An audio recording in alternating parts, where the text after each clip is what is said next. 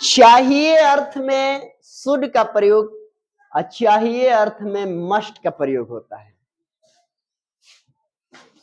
तो यहां पर यूज ऑफ मस्ट यानी मस्ट का प्रयोग आपको पढ़ना है।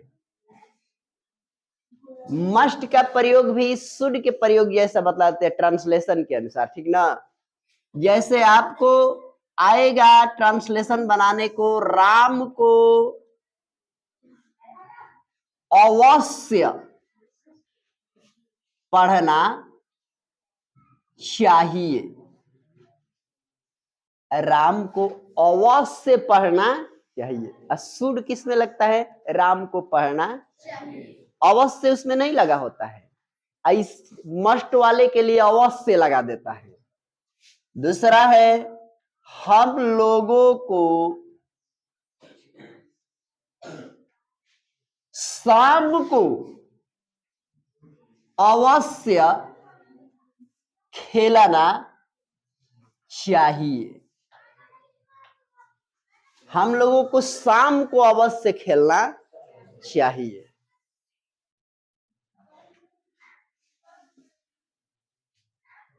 हमें रोज अवश्य खाना चाहिए, ये नित्य क्रिया है खाना। अच्छा, मस्ट और शुड कभी कभी वांट का भी प्रयोग स्टूडेंट करते हैं। तीन चीज चाहिए अर्थ में तीन का प्रयोग होता है, आई स्टूडेंट वही गलती करता है। कहां करता है? चाहिए में कहीं वांट लगा लेता है, चाहिए में कहीं मस्ट लगाता है, और चाहिए में कहीं शुड लगाता है।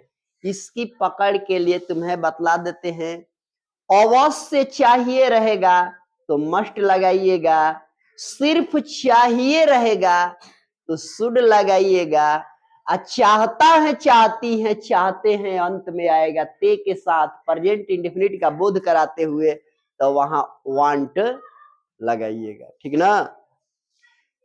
तो यहां जब हम इसे बनाते हैं अवश्य चाहिए तो उसे हम मस्ट से बनाते हैं। किससे बनाते हैं? Must say. और उसके लिए असर्टिव नियम होता है, पहले हम सब्जेक्ट लिखेंगे, इसके बाद हम मस्ट का प्रयोग करेंगे, तब वर्ब वन, तब ऑब्जेक्ट, अब प्लस अदर वर्ड्स। कहीं कहीं पढ़ाने वालों के लिए दिक्कत एक और हो जाती है कि लोग कहते हैं कि आप वर्ब वन के बाद ऑब्जेक्ट लिख दिए तो अदर वर्ड काहे को लिखते हैं। ऑब्जेक्ट में अदर वर्ड में डिफर है, अंतर है, ठीक ना। ऑब्जेक्ट सब्जेक्ट के अनुसार लगता है, यहां पर क्या होता है? अदर वर्ड, घर द्वार हाथी घोड़ा लोहा लकड़ी सब आता है किस में? अदर वर्ड में आ जाते हैं, इसलिए अदर वर्ड लिख दिया जाता है। नहीं तो अदर वर्ड के बाद ऑब्जेक्ट लिखकर छोड़ भी दोगे तब भी चलेगा। चलो पहला को बनाते हैं इसके अनुसार। सब्जेक्ट को इससे लाते हैं, राम है, राम के बाद हमको मस्ट लगाना है, अवश्य चाहिए वाला में मस्ट का प्रयोग करेंगे ना। इसके बाद वर्ब क्या है? तो पढ़ना का English read, Ram must read, Ram को अवश्य पढ़ना चाहिए।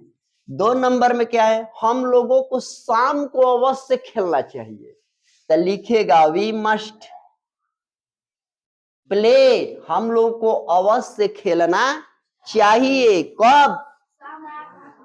तो टाइम का, शाम को के लिए को प्रीपोजिशन है, तो उसके लिए हम 2 चीज का प्रयोग करते हैं, इन एट, तो यहां एट का प्रयोग करेंगे, ठीक ना।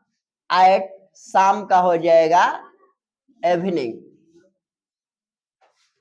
3 नंबर में आते हैं, हमें रोज अवश्य खाना चाहिए।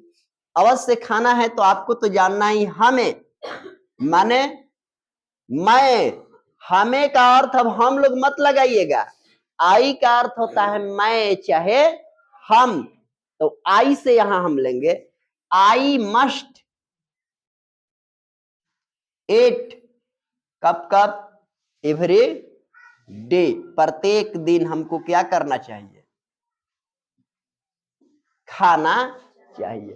फिर अगर नेगेटिव आएगा, हमें अवश्य नहीं रोना चाहिए, we must not weep daily.